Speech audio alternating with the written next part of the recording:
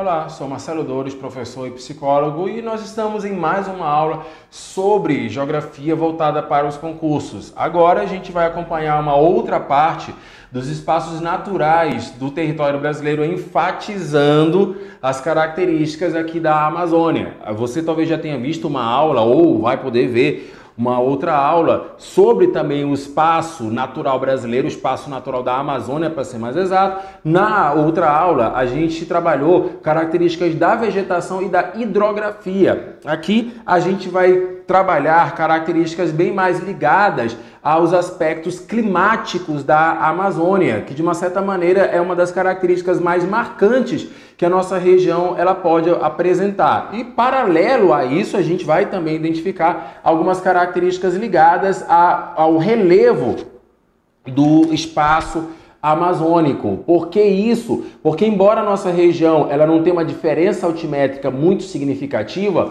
ela acaba apresentando uma riqueza de recursos minerais que estão diretamente ligados a esses aspectos do relevo em nossa região. Aí na tela você está acompanhando algumas características, as características do conteúdo programático específico para a geografia do Amazonas. Então você até pode observar, opa, mas aqui não está trabalhando de características sobre o relevo. Sim, essas informações se fazem presentes. Porque, por exemplo, se você vai levar em conta projetos para a Amazônia, alguns desses projetos, eles são projetos de exploração dos recursos naturais da região. Então, você reconhecer as características do relevo, as características do espaço físico da Amazônia, se faz necessário até para você compreender melhor como essas características elas funcionam, tá? Como praxe, na verdade eu vejo isso quase como uma regra para a gente trabalhar melhor essas aulas, algumas referências que vocês terão, onde vocês poderão, encontrar características sobre a Amazônia. E aí eu faço a mesma observação que eu fiz da outra aula. Aqui, os autores Roberto Miguel, Marcondes Carvalho de Noronha e Estevam Bartoli são os autores mais indicados para essa temática. Todos os 9 autores trazem uma abordagem bem significativa, bem relevante sobre os aspectos naturais do território brasileiro. Mas como nessa aula a gente está tratando características da Amazônia, então Roberto Miguel, Marcondes Carvalho de Noronha e Estevam Bartoli são os mais recomendados. É aquela linguagem mais voltada exatamente para as características naturais da nossa região. A exemplo do que eu também fiz na outra aula, vocês vão ter uma generalização das características naturais pelo Brasil, mas a gente vai enfatizar isso para a realidade amazônica. Como, por exemplo, no território brasileiro predominam climas tropicais. Você parar e observar com atenção, você vai reconhecer dentro do território brasileiro uma diversidade, uma diversidade significativa de elementos ligados ao clima tropical. Você tem aqui você tem aqui 2, apesar de não aparecer o nome tropical, mas ele é um clima tropical, e você tem aqui uma outra peculiaridade.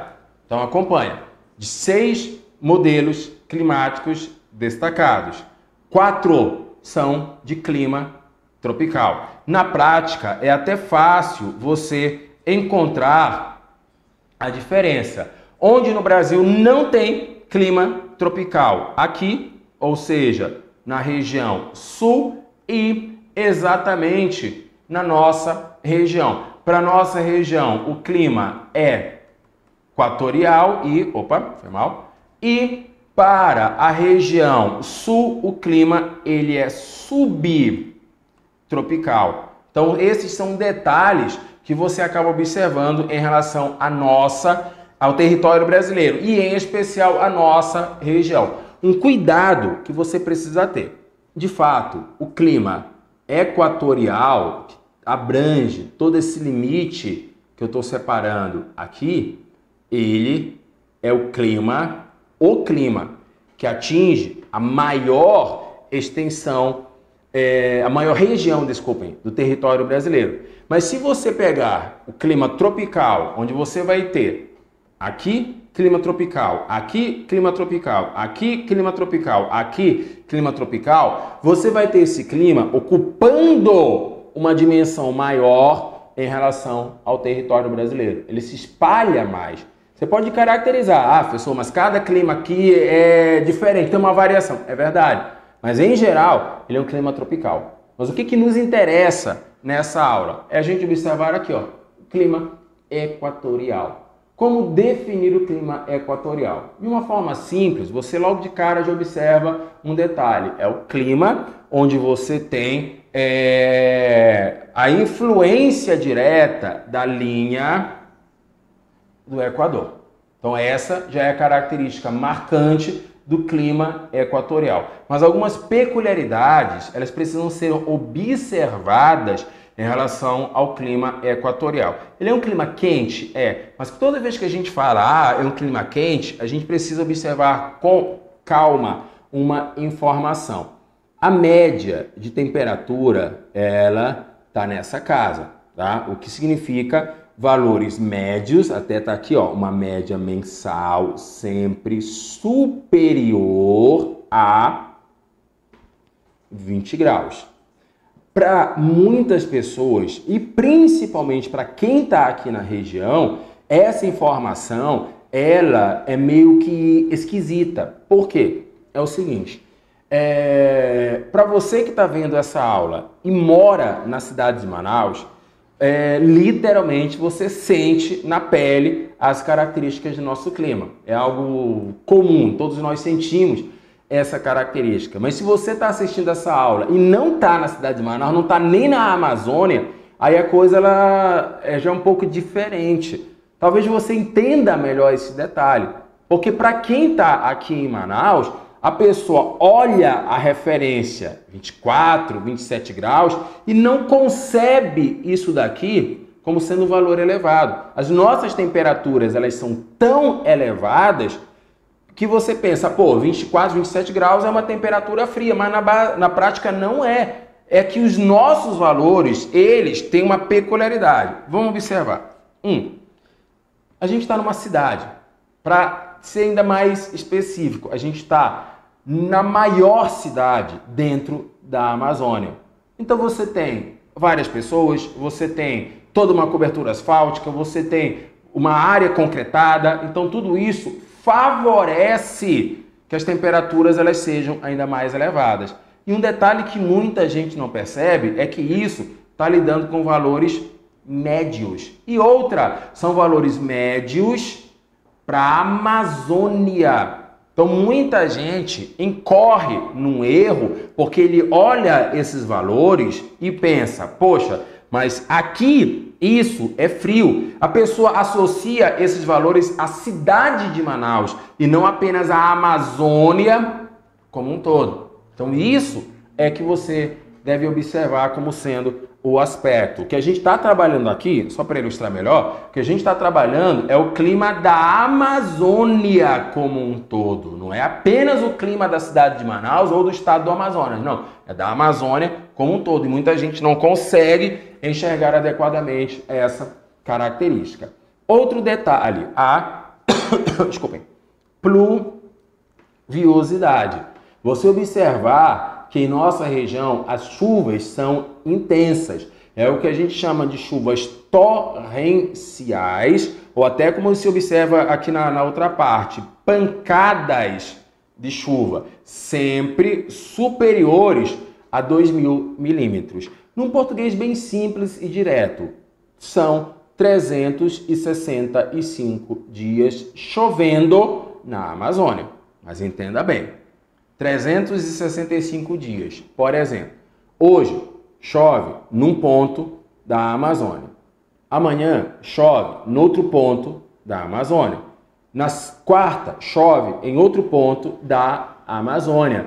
Então, essas chuvas não são sempre no mesmo local. Também se fosse já teria provocado inúmeras tragédias. São chuvas que se espalham pela região amazônica. Mas a regra é dentro do espaço amazônico, dentro dessa área que você está vendo aí no mapa em vermelho. Todo dia está chovendo em algum ponto dentro dessa área. Essa é uma peculiaridade que você tem sobre a Amazônia, tá? Vamos continuar. Dominada pela presença da zona de convergência intertropical, talvez você já tenha ouvido falar dessa zona de convergência intertropical. Nos telejornais é muito comum os apresentadores do boletim meteorológico comentarem sobre a zona de convergência intertropical. Nos jornais é muito comum ela ser tratada dessa maneira: ZCIT, zona de convergência intertropical. O que significa dizer isso? É um conjunto de fatores atmosféricos, como a pressão mais baixa, que atraem toda a pluviosidade para a nossa região. É como se você tivesse, por exemplo, no fim de uma ladeira, no ponto mais baixo de uma ladeira. Choveu, a água vai descer pela ladeira e vai lhe atingir de maneira mais intensa. Então isso ocorre só que em relação à atmosfera. A atmosfera, ela tem uma pressão menor sobre a Amazônia. Resultado, o ar atmosférico ele se desloca mais facilmente para a nossa região, intensificando a pluviosidade, deixando bem claro essa precipitação mais intensa. É o que a gente caracteriza como sendo uma pluviosidade convectiva, chuvas convectivas, ou comumente chamadas pancadas de chuva. Associada a essa dinâmica, que é alimentada pela intensa evapotranspiração. Se você já viu a aula sobre vegetação, você vai lembrar que num determinado momento eu comento que a floresta e a hidrografia, elas contribuem para esse processo. Eu até mencionei que quem já andou de barco pela Amazônia à noite, ele vai poder visualizar uma espécie, entre aspas, de fumaça saindo do rio. Na verdade, é justamente o vapor da água, é a água evaporando e com isso caracterizando essa intensa evapotranspiração. Some-se a esse detalhe a ação de massas de ar. Acompanhe comigo. Massa equatorial continental. 1. Massa equatorial atlântica. 2. Massa tropical atlântica. 3. Massa polar atlântica. 4. São os 4 sistemas de massas de ar que atuam na Amazônia. Detalhe.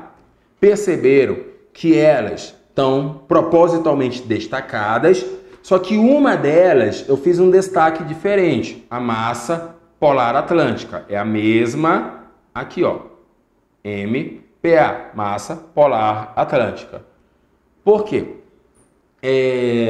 Tem uma das aulas que é sobre cartografia e lá identifica que no mapa você precisa de uma legenda.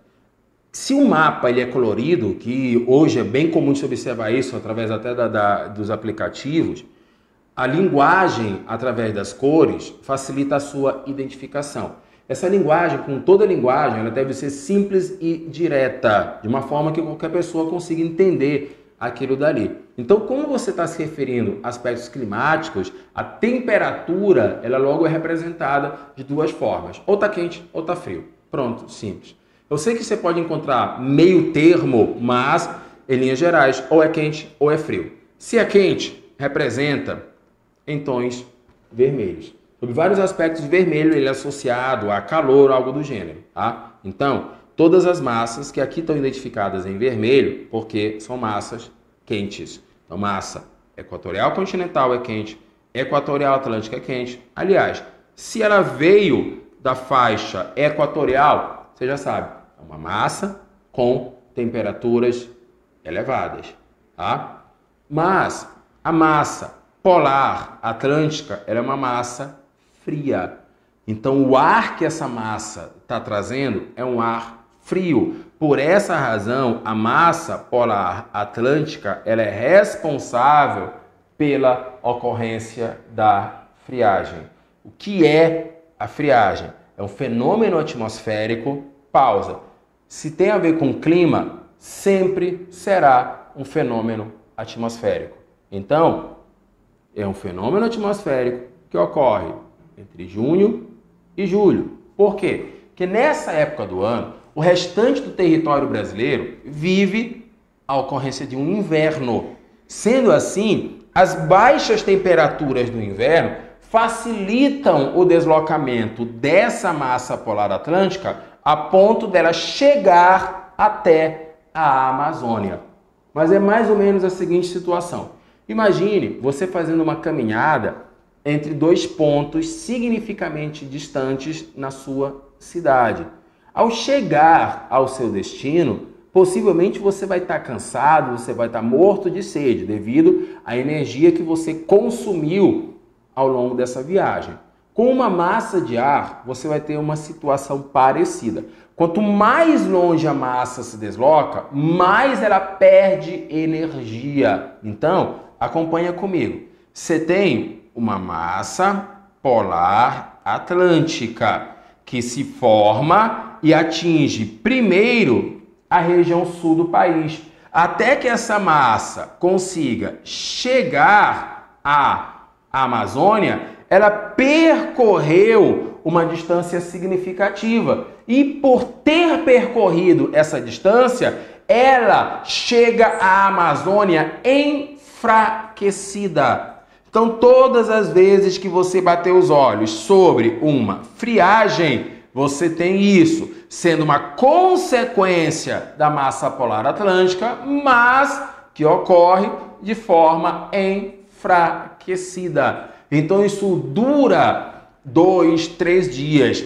Algumas décadas, 70, 80, quando a cidade de Manaus era menor, cidade de Manaus tinha menos construções, concreto e asfalto. Cidade de Manaus tinha menos habitantes. Cidade de Manaus tinha uma cobertura florestal maior. Então a friagem, além de ser mais intensa, ela durava mais tempo. Mas hoje, século XXI, em tempos de aquecimento global, a friagem ainda ocorre, mas ela ocorre por 1, 2, no máximo estourando 3 dias, tá? E ela ocorre dentro dessa linha de tempo devido à característica do inverno no restante do território brasileiro, tá? Então esse detalhe que você observa. Por conta disso, ou até comentei no início da aula, a nossa região, ela é uma região extremamente chuvosa. Imagens como estas, de uma forte chuva atingindo a paisagem amazônica, elas são comuns todos os dias. A regra, ela é mais ou menos essa. Quanto mais para o interior você vai, mais intensa se torna a chuva. Por quê? Você tem aqui a combinação floresta e a combinação rios. Então, você tem a transpiração da floresta, você tem a evaporação dos rios. A combinação de tudo isso é a pluviosidade que você está observando aí. Uma peculiaridade é que a chuva, e a própria imagem, ela está deixando bem claro, é uma chuva forte, chuvas torrenciais. Só que esse tipo de chuva se forma rápido, ela precipita de uma forma até muitas vezes inesperada. É comum aqui na região você ter num período, por exemplo, meio-dia tá um período muito quente, você está percebendo o sol bem forte. Quando passam 10, 15 minutos, começa a ficar nublado e a chuva ela precipita bruscamente. Isso é a chuva torrencial, é a pancada de chuva, é a chuva convectiva. Sendo que essa chuva, ela precipita rápido e ela termina também rápido. E é até interessante porque ela termina rápido, ela dissipa rápido e alguns minutos depois o sol volta a incidir intensamente. E até esquisito, não é raro, só ocorre com relativa frequência em nossa região e até em outras regiões, mas aqui ocorre de maneira bem interessante. Você sai de sua casa para ir para o trabalho, para ir para a escola, para ir para um shopping e aí tá um sol forte. No meio do caminho, precipita, a gente chama aqui de pé d'água ou de toró, são expressões comuns aqui da Amazônia. E no meio do caminho tem aquele aguaceiro. Você chega ao local de destino, parecendo que não caiu uma gota de água. Pelo contrário, tá um sol tão intenso quanto antes da pluviosidade. Tá? Para quem anda de ônibus, a situação é mais inusitada ainda, que às vezes a pessoa ela entra no ônibus toda molhada e desembarca no local em que não caiu uma gota d'água. Então isso é uma das características comuns da região. Tá? Questão da Fundação Getúlio Vargas. A pequena amplitude térmica anual, o elevado índice de chuvas e a cobertura florestal densa e exuberante são algumas das condições naturais da Amazônia brasileira. Estas condições decorrem da sua localização na faixa de clima. Detalhe, sempre que caracterizar a Amazônia brasileira, lembra que é característica equatorial. Ah, professor, mas aqui abaixo da subequatorial. Subequatorial é uma transição para o equatorial. E não é o nosso caso. A gente está numa área equatorial mesmo, não precisa de transição alguma. Outro detalhe marcante. Pera, voltar aqui, passando a chuva, para você identificar. Lembra aqui dessa informação? Temperatura variando entre 24 mínima e 27 graus máxima. Olha a diferença. 3 graus. Mínima 24, máxima 27. Isso nós chamamos de amplitude térmica. E nesse caso, a amplitude térmica ela é pequena. Chamamos de amplitude térmica, chamamos de variação na temperatura, mas para a gente, clima equatorial, essa amplitude térmica está aqui, ó. Ela é pequena. E na letra D, além desse erro, aparece esse outro erro aqui, ó, variações pronunciadas.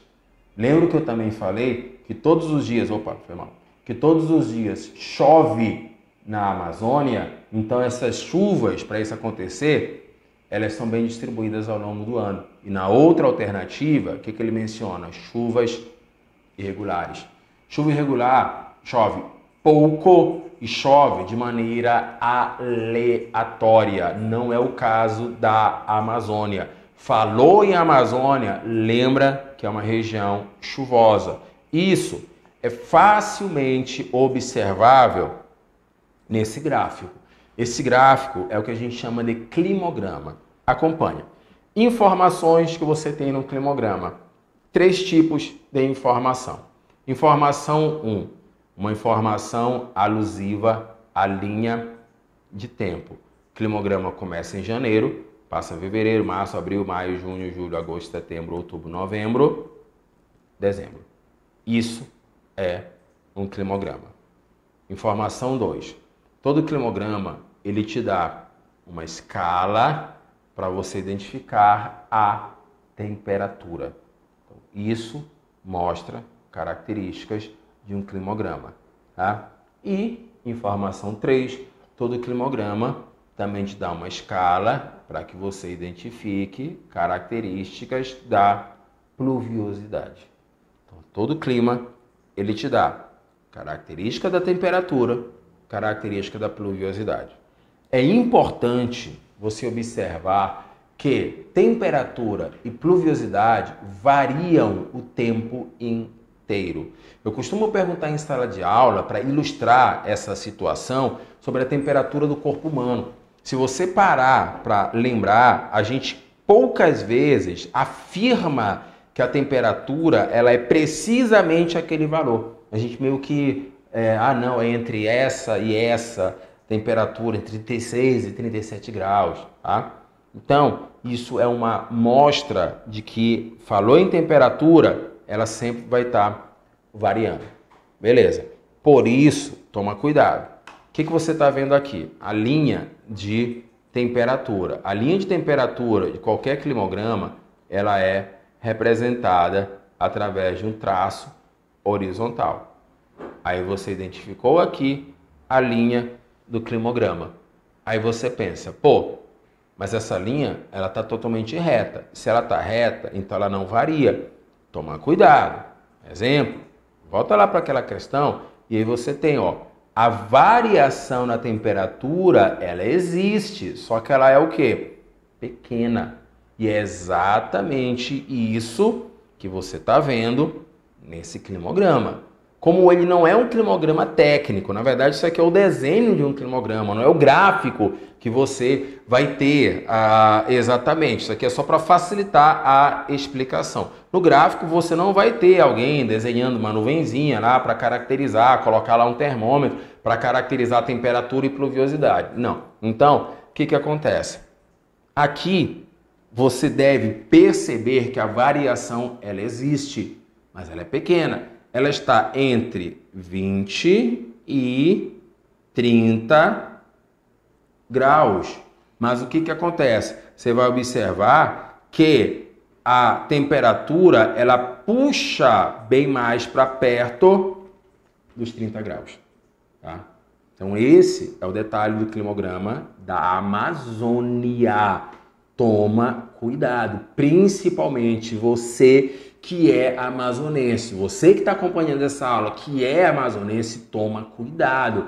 Essas características, nenhuma dessas aulas, nem a de vegetação, nem de hidrografia, nem essa de clima, são específicas da cidade de Manaus ou do Amazonas. Quando for, a informação ela vai estar explícita para você na questão, no gráfico, no mapa ou na tabela. Então toma cuidado, tá? Outra coisa, justamente a pluviosidade, tá? Toda região chove, só que em algumas chove muito, outras vai chover pouco.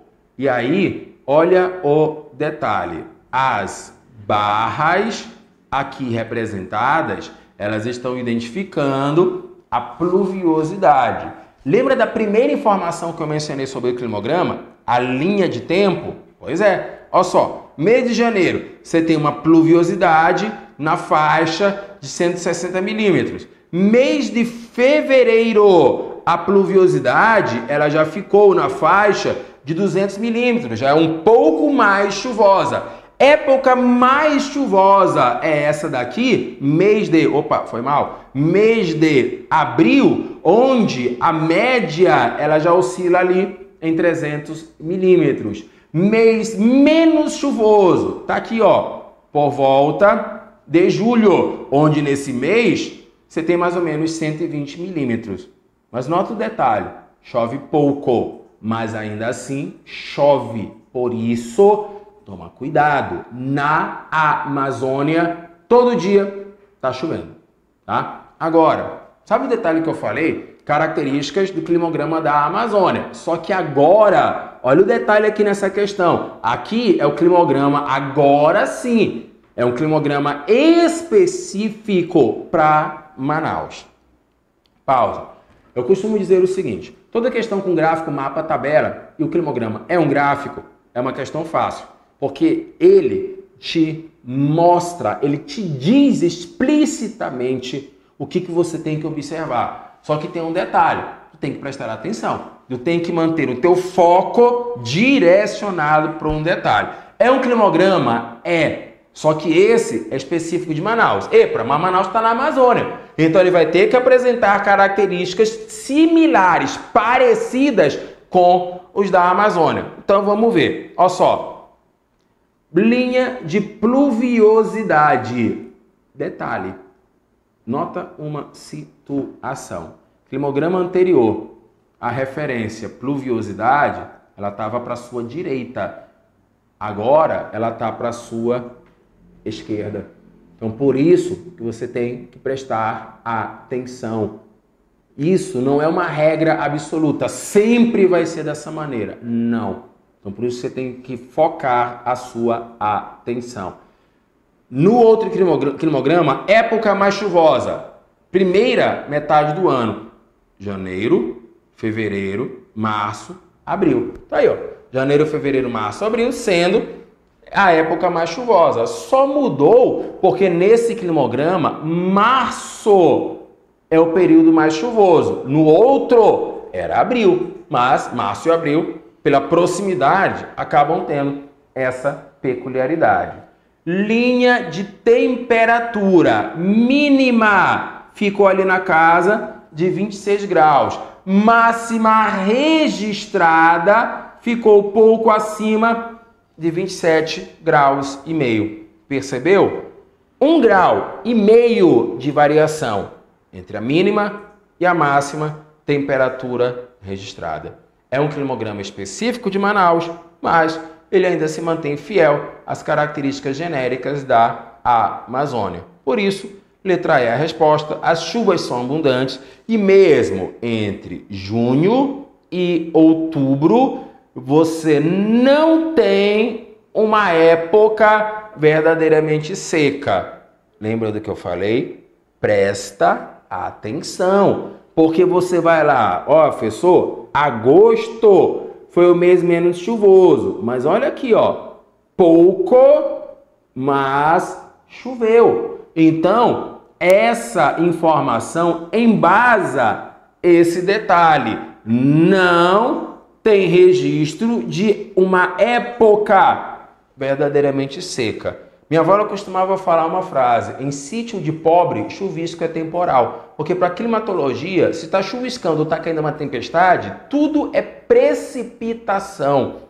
Então, se você sai da sua casa, mas isso é só um chuvisco, que é aquela chuva mais fraca, mais irregular, mas ainda é uma precipitação. Então, por menos que tenha chovido, não dá para você chegar e falar, é uma época seca. Não, choveu. Pouco ou não, mas choveu. Tá? Então, esse é um detalhe que você sempre precisa observar adequadamente.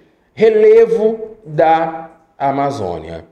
Essa estrutura, ela identifica de maneira bem simples e prática as características do relevo da nossa região, tá? Então você tem ao norte a área das Guianas. Você tem para cá a Guiana, para cá você vai ter o Suriname, para cá você vai ter a Guiana Francesa. Então essa região, ela corresponde ao escudo das Guianas. A oeste, você vai ter toda uma faixa abrangendo a região andina. Ao sul, você vai ter um outro escudo correspondendo ao escudo brasileiro. Então, você observa, a Amazônia, ela está dentro de uma espécie de cercadura. Ao norte, um escudo cristalino. A oeste, uma cadeia montanhosa. Ao sul, o escudo brasileiro. E você vai ter para cá, a leste, a saída para... a saída para o Oceano Atlântico. Então, essa é a área do relevo, desculpem, da Amazônia. Tá, mas peraí, professor. Você falou, tem um escudo aqui, tem um escudo aqui, tem uma área montanhosa aqui, tem a saída para o Oceano Atlântico. E toda essa faixa interna, toda essa área que eu estou destacando aqui, ela corresponde a uma, espero que dê para ler, a uma bacia. Regra, toda bacia ela é sedimentar. Desculpem a metáfora que eu vou fazer agora, mas eu suponho que você que esteja vendo essa aula já viu uma bacia. É aquela bacia de alumínio que talvez em sua casa seja usada para armazenar água, para quando você vai lavar roupa ou para quando tem uma falta de água em seu bairro, em sua cidade. Tá? É a mesma bacia onde talvez você já tenha tomado banho, bacias de criança, enfim. Por que eu estou fazendo essa metáfora? Imagine uma bacia. Ela tem um formato curvo. Se ela tem um formato curvo, a parte côncava, a parte da curva é justamente o que facilita o depósito de qualquer tipo de material. E se é um depósito, é uma área sedimentar. Então vamos lá. Toda, sem exceção, toda bacia é um espaço de sedimentação. Toda bacia é uma área de sedimentação. Tá? Então esse é um detalhe. E aí, nota a situação. Pela imagem, talvez dê para você perceber que os limites da cadeia montanhosa e dos escudos, eles parecem ser maiores, mais elevados que os limites da bacia. Não é só uma aparência, realmente são. Ou seja, escudos e cadeias montanhosas são áreas mais antigas, vieram primeiro. Sendo assim, elas são mais elevadas. E por conta desse detalhe, fatores da natureza, como o clima, fazem com que essas superfícies sofram um desgaste maior, perdendo material. E aí o que acontece? Esse material perdido sai do escudo e vai exatamente para a bacia. Por isso, ser uma bacia sedimentar. Por isso, ser uma área que recebe material carreado, arrastado, sedimentado, transportado de espaços cristalinos. Tá? Atividades para a gente exercitar. A bacia sedimentar amazônica é geologicamente considerada como uma bacia intracratônica. Por quê? Área das Guianas, área do escudo brasileiro. Essas áreas, elas são identificadas como cratões. E se eu tenho toda essa faixa sendo intracratônica, é porque ela está entre dois crátons, o das Guianas e o brasileiro. Então, por isso, ela ser uma área intracratônica, como ele menciona aqui na resposta. Sua formação ocorreu entre os crátons, das Guianas e do Brasil Central. Tá? Seu desenvolvimento geológico é igual ao da bacia sedimentar do Paraná? Não. Por quê? A área do Paraná, lá vai uma dica, é uma área de formação vulcânica. A propósito, não tinham vulcões naquela área, mas material vulcânico formou aquela área. Ele é expelido de um vulcão, então acaba se deslocando para aquele espaço. É a menor bacia sedimentar. Uma coisa chata de informações como essas é que força a pessoa a ter memorizado informações. Ah, mas eu não consigo decorar a informação. Então, respira, relaxa e observa um detalhe. De que bacia ele está falando? Não é da Amazônica? Você pode até não saber muita coisa sobre a Amazônia, mas é bem possível que você lembre que a Amazônia é a maior região do território brasileiro. Então, quase tudo associado à Amazônia é associado a espaços maiores. Então, ela não seria a menor bacia sedimentar, formada apenas por um tipo de rocha. Epa, dá uma conferida na aula sobre vegetação e hidrografia. Tem uma parte da vegetação que eu mencionei, que a floresta ela é formada por por igapó, várzea e terra firme. Não assistiu essa aula? Depois daqui, dá uma olhada lá nessa aula e você vai identificar essa informação. Então me tira uma dúvida. Se você tem uma vegetação que tem 3 tipos diferentes, então tecnicamente as rochas elas vão ser diferentes. Por quê? Rochas originam os solos. Se os solos são diferentes, é porque as rochas elas são diferentes. E outra, área cristalina, um tipo de rocha.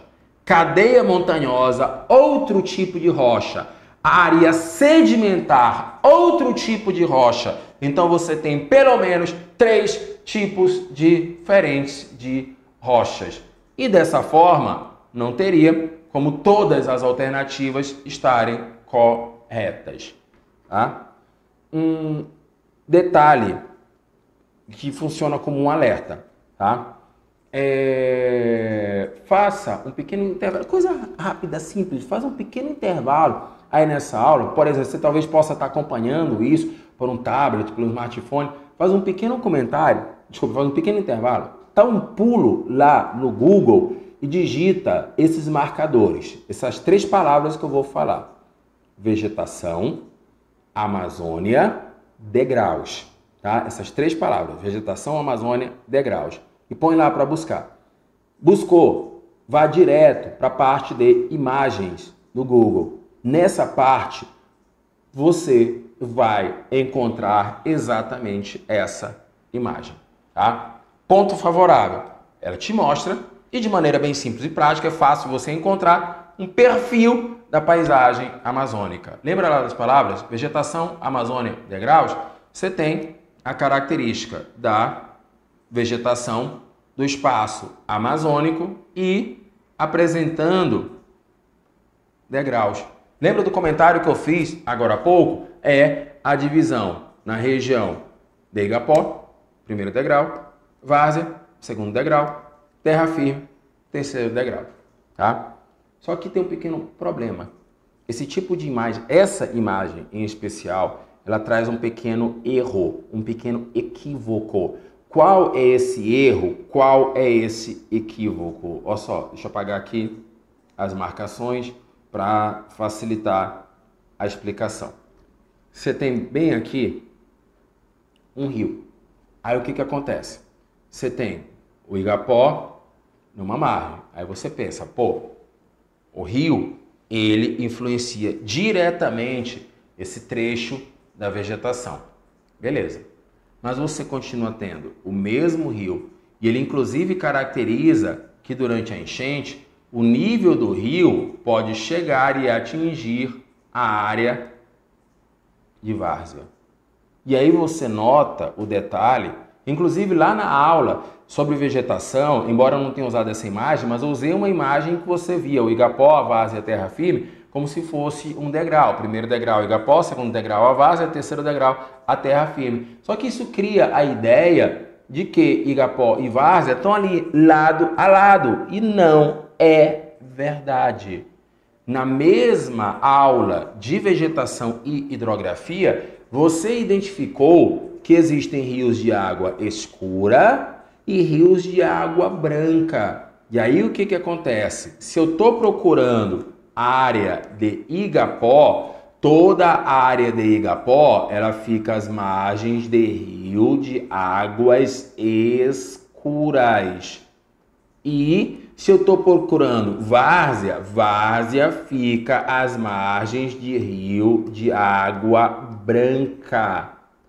Então, aqui, opa, tá aí a imagem. Eu esqueci que eu tinha colocado aqui, foi mal. Essa característica, olha, tá aqui a várzea tá ao lado do Igapó, esse detalhe não existe. Por quê? Porque esses tipos de paisagem aparecem em áreas diferentes. O solo, o terreno, ele é diferente para facilitar a vida. Se a área de Igapó, você vai ter aqui uma região com solo mais arenoso. Se é uma área de várzea, você vai ter para cá uma região com solo mais argiloso. Ué, mas qual é a diferença? Areia, barro. Pronto. Bateu a dúvida? É só você pegar qualquer areal, tentar pegar areia nas mãos, ela vai escapar pelos seus dedos. Vai tentar pegar o barro é mais compacto, então ele acaba firmando bem mais. Por isso que a prática de atividades agrícolas, ela tem maior facilidade nesse tipo de solo, por ser mais argiloso. A prática de atividades agrícolas no Igapó, ela já não é tão expressiva. Primeiro, é um solo arenoso. Segundo, olha o tipo de paisagem. O solo, ele fica inundado uma boa parte do tempo. Então, isso limita muito a prática agrícola, tá? Então, vai procurar imagens sobre a Amazônia. Essa imagem, ela vai aparecer, tá? Não há muito problema em você utilizar, mas você tem que estar ciente desse diferencial, tá? E que, portanto, os dois não vão aparecer lado a lado, como você está identificando aí nessa perspectiva. Uma característica do perfil da Amazônia é que predominam para cá terras baixas. Só que o que acontece? Você vai ter em direção às áreas ao norte da Amazônia. Essas áreas ao norte da Amazônia, elas correspondem, rapidinho, exatamente a esse espaço das Guianas. Esse é o Planalto Residual Norte Amazônico. Ele está exatamente nessa área das Guianas. Para quem é aqui da região norte, tem uma ilustração bem fácil de você perceber esse detalhe. Daqui de Manaus, capital do Amazonas, até Boa Vista, capital de Roraima, arredondando, é uma distância de 800 quilômetros. Arredondando, encarando a estrada com as devidas condições, você consegue chegar lá num carro adequado, uma caminhonete, por exemplo, em cerca de 8 a 10 horas. Beleza, tá? Ao longo do percurso, você vai ter, por exemplo, na parte amazonense do percurso, a cidade de Presidente Figueiredo. Muitos amazonenses, muitos manauaras já foram à cidade de Presidente Figueiredo devido às cachoeiras, aos banhos que a cidade apresenta. E a maioria das pessoas tem a mesma impressão, de que quando você vai em direção a Figueiredo, é como se você estivesse subindo um morro. Quando você vai em direção a Boa Vista, parece que a subida ela vai se tornando cada vez mais íngreme. Isso ocorre justamente por conta desse detalhe. Você sai mais ou menos de uma área aqui, onde mais ou menos está Manaus, para uma área cada vez mais elevada. A distância altimétrica, a altitude, melhor dizendo, em relação a Manaus, Presidente Figueiredo, ela é inferior a 100 metros. Na estrada, você sente isso, você está aquela impressão de que está o tempo todo subindo, ou ao contrário, vindo de lá, a impressão de que está o tempo todo descendo. Por isso, é mais fácil você chegar mais rápido de Figueiredo em Manaus, né? Que a descida ela dá um impulso a mais no carro. E quando você tem essa diferença altimétrica, ela já é o suficiente para ser percebida na cidade. Tanto que eu mencionei, olha, a cidade ela é famosa pelos banhos, e esses banhos eles contam com cachoeiras, quedas d'água, corredeiras, seja lá o nome que você queira utilizar, é a mesma coisa. Isso se faz possível devido a essa diferença altimétrica. Quando você vai em direção a Boa Vista, ou mais ainda vai em direção à Venezuela, as formações serranas elas são mais intensas, porque você está indo justamente para essa direção do Planalto, o nome já sugere ser uma área mais elevada, residual norte amazônico, deixando bem claro para o extremo norte do território brasileiro a formação de áreas que chegam próximo de 3.000 metros. Próximo porque a maior elevação do território brasileiro é o Monte Neblina. Tem esse nome devido a essa peculiaridade que vocês estão vendo aí na imagem. Ele é a maior elevação do território brasileiro. Tradicionalmente, talvez você ainda lembre, já tenha estudado isso em algum momento, do Monte Neblina ser associado a 3.014 metros. Só que essa aferição, ela era falha. Ela foi uma aferição da década de 60, usando um barômetro como instrumento de aferição. Barômetro é um instrumento que a gente usa para aferir a pressão atmosférica. E a pressão atmosférica ela tem uma peculiaridade. Quanto mais alto você vai, a pressão diminui. Então, com base nisso, você chegou numa determinada altimetria, identificou um determinado valor no barômetro. Aí é só você fazer o cálculo tá nessa altitude, tem essa pressão, então a altitude deve estar nessa faixa. Então você já tem essa pequena lógica. Mas, como eu falei, você está usando um instrumento que não foi feito para essa finalidade. Em 2004, uma equipe... Não, 2013, desculpem, ou 2004. Desculpa, eu não lembro agora, mas tá, tudo bem. Mas agora, no século XXI, uma equipe de pesquisadores ligadas ao IBGE e ligadas também ao Ministério da Defesa, no caso, às Forças Armadas, ou Exército, para ser mais exato, fizeram uma expedição nas maiores elevações do território brasileiro. E utilizando a tecnologia do século XXI, eles utilizaram justamente um GPS. Como o GPS ele confere os dados através de informações de satélite, então as informações são mais precisas, são mais apuradas. E com isso, a precisão, ela identificou 2.993 metros para o Pico da Neblina.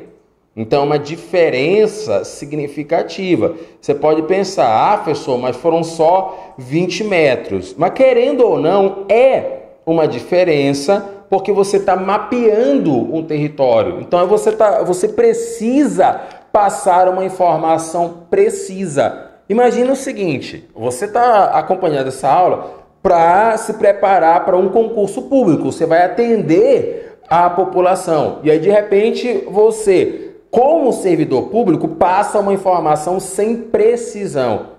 Me tira uma dúvida. Quantas e quantas vezes, quando você estava do outro lado do balcão, quando você ia pedir uma orientação de um funcionário público, ele te vinha com uma informação imprecisa? Duvido muito que você ficava achando aquilo legal, gostava daquela informação, aplaudia. Claro que você não ia partir para cima do funcionário público, senão você vai ser penalizado por isso, vai ser preso. Mas o que acontece?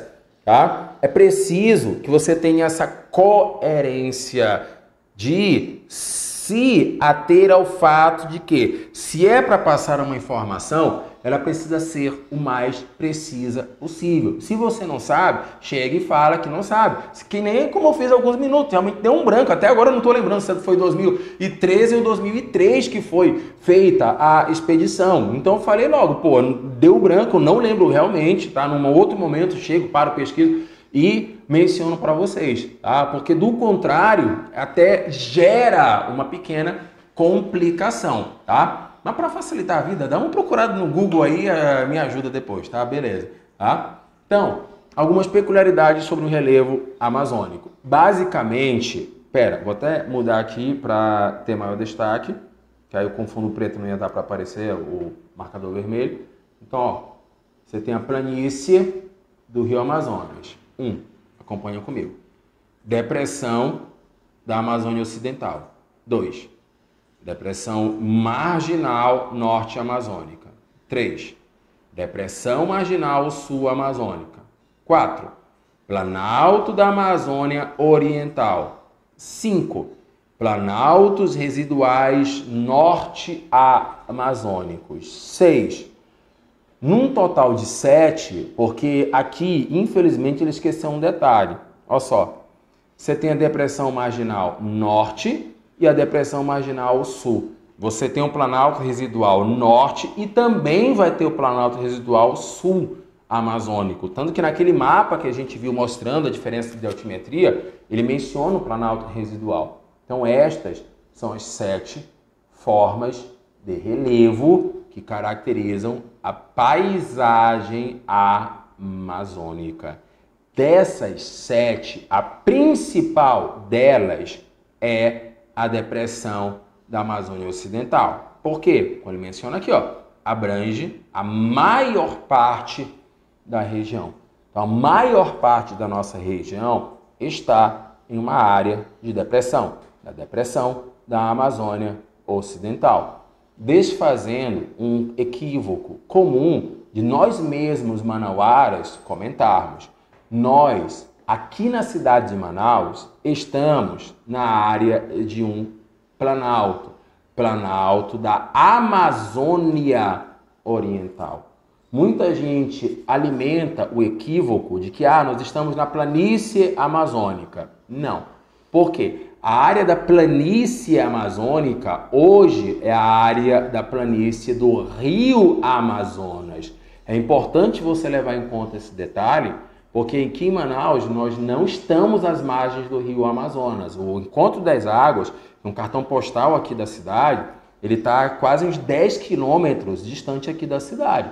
A cidade ela está às margens do Rio Negro. Então a gente não pode estar na planície do Rio Amazonas porque simplesmente a gente não está na área da influência direta do Rio Amazonas, tá? Então tem esse detalhe. Mas por que a gente está num planalto? Porque a formação geológica da cidade de Manaus indica essa característica. E um pequeno detalhe, é até uma brincadeira que eu faço com os manauaras, incluindo a mim mesmo. Aqui é quase impossível você ir para qualquer canto da cidade sem passar por algum tipo de ladeira. Ou você sobe ou você desce uma ladeira. Um exemplo que até na área aqui do estúdio onde eu estou gravando, a rua aqui do estúdio, ela é um declive, ela vai em direção a uma descida. Passa alguns metros, ela já estabiliza, chega a uma rua perpendicular. Nessa rua, Se você vai, por exemplo, em direção sul, que é em direção ao rio, você vai subir uma ladeira. Se você vai em direção norte, que já é em direção à periferia da cidade, você já vai descendo essa ladeira. Então, para todos os cantos que você vai aqui da cidade, você esbarra por uma ladeira. Algumas mais íngremes, outras menos íngremes. Então, regra, se você está numa planície, você está numa área plana. Então, não teria como ter tantas ladeiras na cidade.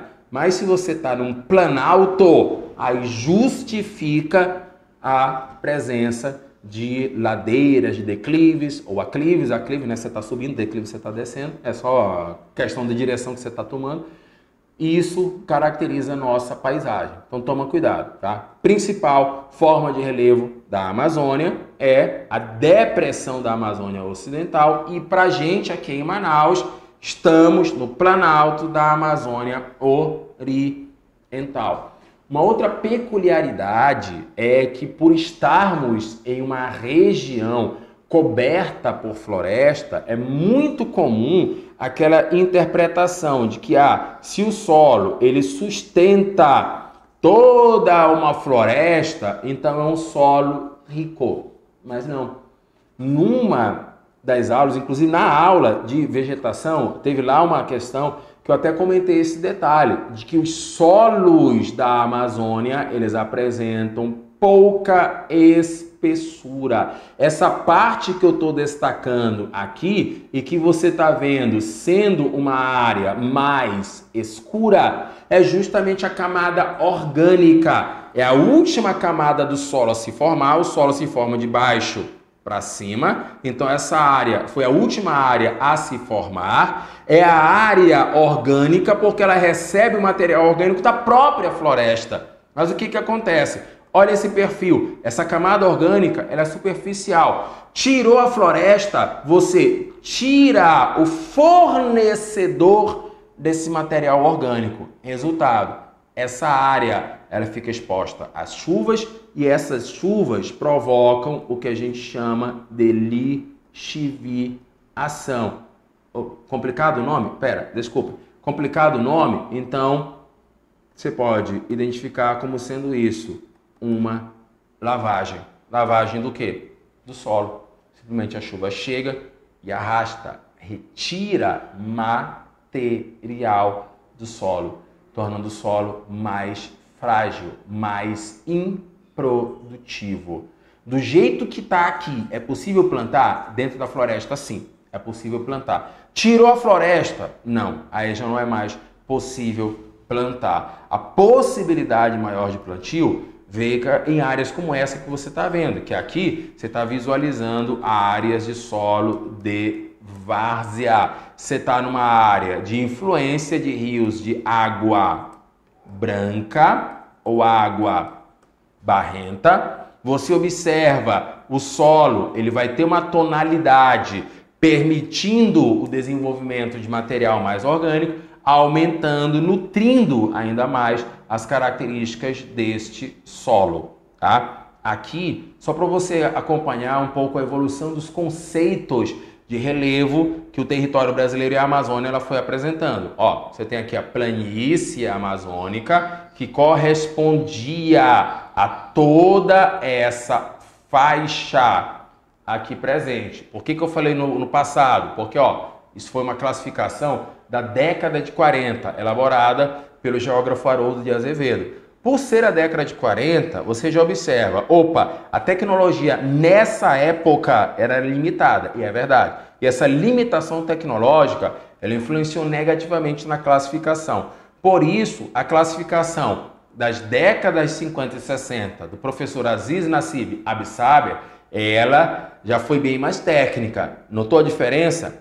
Classificação do Haroldo de Azevedo. A planície amazônica, ela era maior. Classificação de Absaber, a planície amazônica, ela já diminuiu. Você já vai refinando as informações que permitem fazer essa identificação. A classificação de relevo que o Brasil tem hoje é a classificação elaborada por Jurandir Rossi. A planície amazônica, só para ilustrar aquele detalhe que eu falei da forma de relevo em Manaus, A cidade de Manaus, ela está mais ou menos aqui, ó, nesse ponto vermelho que eu fiz aí no mapa, tá? A planície do Rio Amazonas, ó, ela está passando por aqui. Você pode até falar, estamos próximos da planície, mas não estamos nela. Aqui, ó, a cidade de Manaus, ela está nessa área destacada aqui em laranja, que é exatamente o quê? Ó, o Planalto da Amazônia Oriental. Então é aí onde a gente está. Maior área de relevo da Amazônia. Essa área que aí no mapa, você está observando com o número 2, que é essa aqui, ó, a depressão da Amazônia Ocidental. Pode observar, ó, é ela quem se expande por uma vasta parte do território amazônico, tá? Então, você tem essas características aqui, outras informações, as mesmas informações que a gente já tinha visto naquela outra apresentação. Algumas perguntas. As unidades das depressões são em número de 11, tá? Na verdade, hoje, você tem 11 planaltos, 11 depressões e 6 planícies, totalizando 28 unidades de relevo. Mas é bem pouco provável que alguém num concurso público vá sair te perguntando sobre informações específicas das 28 unidades. Por isso que é importante você saber a área onde elas abrangem, o que elas abrangem, mas sair por aí decorando os nomes já é um pouquinho demais, tá? Dentre essas unidades de, depressões, nós temos as depressões norte e sul amazônicas, sendo que vimos que essas depressões, elas são depressões periféricas, tá? São depressões que aparecem às margens na periferia de outras formas de relevo, tá? O que mais? A bacia amazônica permaneceu recoberta por um mar interior e pouco profundo. Este mar do período devoniano desapareceu no período terciário. Então, peraí. Se a Amazônia ela era recoberta pelo oceano, o que aconteceu? Simples. Num determinado momento, você tem a região andina se levantando. É como se você pegasse uma mesa e a inclinasse. À medida que você tem o levantamento da mesa, ou desculpem, da cordilheira, a porção oceânica que existia aqui na Amazônia, ó, que ela era recoberta por um mar interior, o que aconteceu? Ela sofreu uma regressão. Então você tem essas duas características, regressão marinha e levantamento da cordilheira. Então isso só aponta para a afirmação 1, sendo a única informação verdadeira. A Amazônia tem sido alvo de observações e conclusões equivocadas. Uma dessas informações não é um equívoco. Esse equívoco, ele aparece, desculpem, o que não é um equívoco, aparece aqui, ó, na letra E. Os povos da floresta são fundamentais para o desenvolvimento sustentável. Na letra A, equívoco, a Amazônia não é pulmão de nada. A Amazônia é só floresta, deixa o pulmão para lá. A exuberância da floresta, lembra lá aquela foto? Floresta exuberante.